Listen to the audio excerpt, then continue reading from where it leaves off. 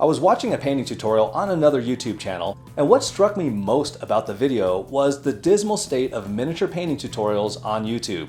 And this is not a judgment of the artist or his presentation. It was a very good painting tutorial, but what I saw there shocked me. So I thought this would be a good time to discuss some of the issues that I see happening with miniature painting tutorials on YouTube at the moment. And to stay on brand for this channel, I decided to have this little discussion while presenting a fairly straightforward miniature painting tutorial for Sandra from the Cthulhu Death May Die board game.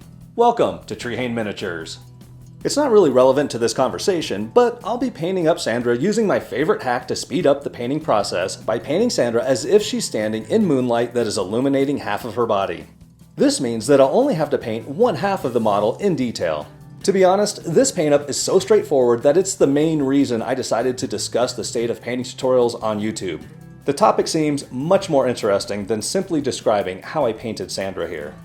Now, the 200 to 300 of you that regularly watch my content are probably thinking, there is no way painting tutorials are dead. I watch every single one of them.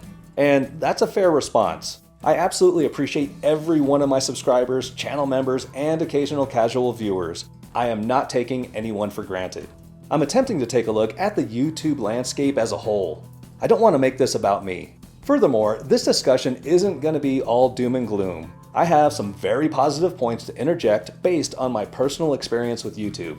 As stated earlier, I got the idea for this topic while watching a painting tutorial on another YouTube channel. It's a channel that I hadn't seen before. The painting was great, the presentation was solid, and I felt like this was a painter that I could throw my support behind. I'm always on the lookout for small, up-and-coming painting channels that I can support.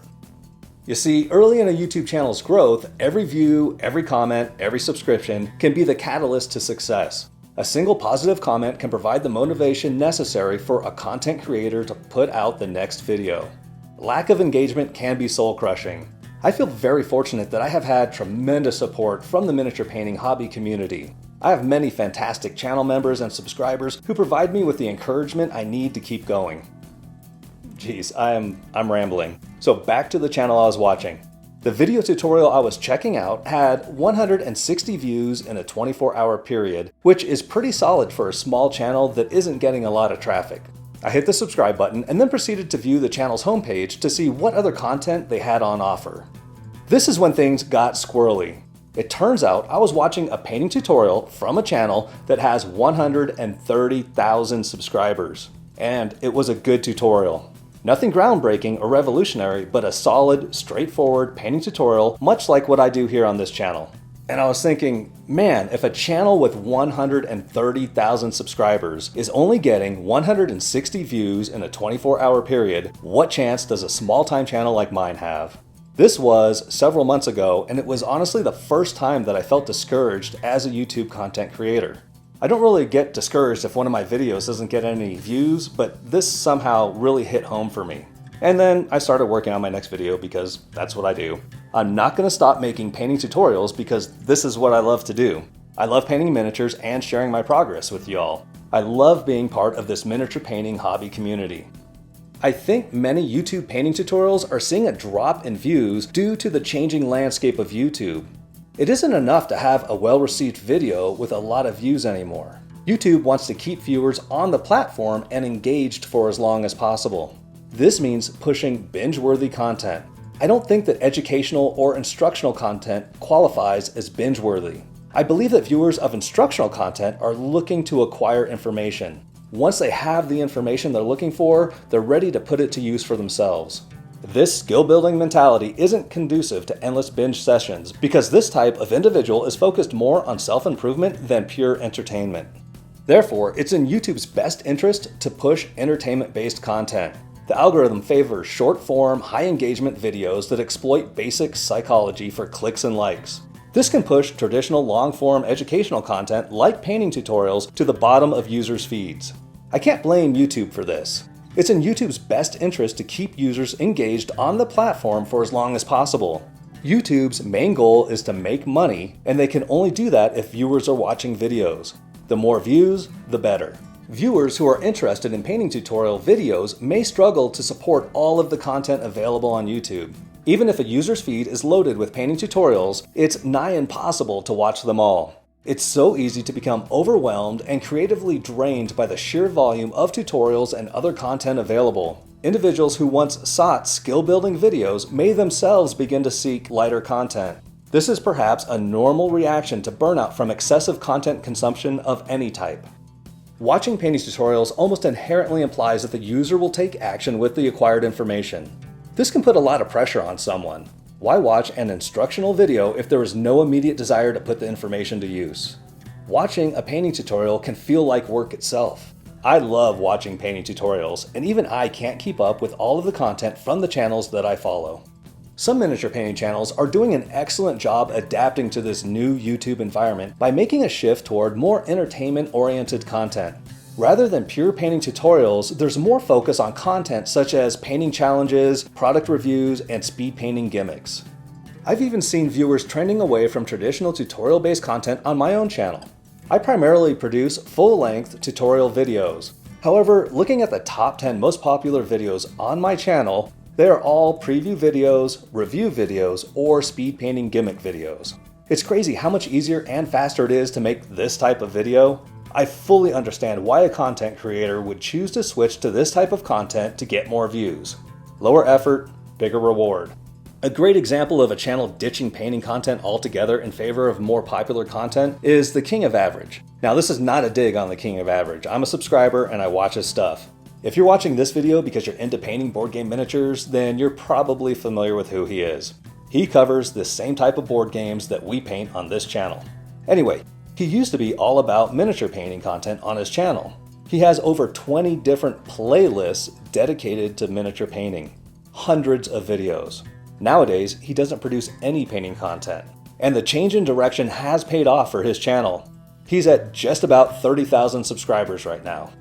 I personally cannot see myself going this route, mostly because that's not the type of content I enjoy making.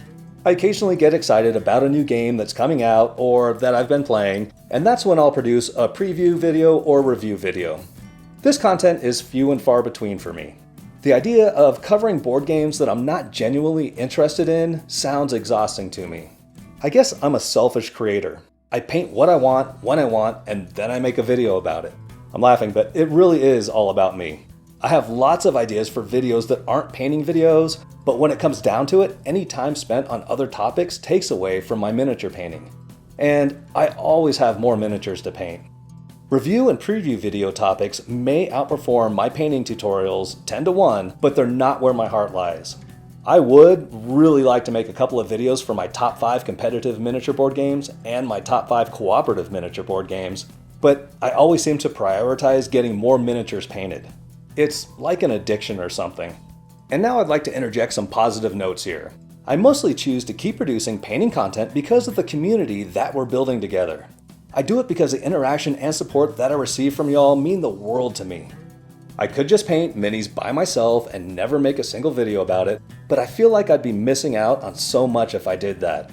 I even appreciate the negative comments and constructive criticisms. In fact, 9 times out of 10, I agree with people's criticisms. I often receive great tips and tricks from y'all that I'd never be privy to if I were painting all by myself in a bubble. Producing content about my painting has allowed me to grow as a painter. And even though views are down across the board for art content, art-related content creators still can achieve success on this platform. The larger channels may have seen a significant drop in views as of late, but their numbers are still very enviable to small channels like mine. Not only that, but new channels can produce quality content that resonates with an audience and rise to success. I'll use one of my favorite painting channels, The Dark Forge, as an example. We started our channels at about the same time, yet he has seen significantly more success. He dialed in his presentation, his subject matter, and his style fairly quickly, which helped him gain a loyal following. And I am one of those followers. This is also where I take personal responsibility for my own progress or lack thereof. I do tend to bounce all over the place with my approach to painting miniatures. I get bored easily, and I'm always thinking of new ways to change up my approach to painting. This is a lot of fun for me, but it may be frustrating for viewers who are looking for a consistent painting style to follow along with. Now, I can't see myself ever quitting painting tutorials. The reason I chose this subject matter for my YouTube channel is that it's productive for me regardless of whether or not anyone watches. Even if a video gets 0 views, I've still succeeded in painting another miniature for one of my board games.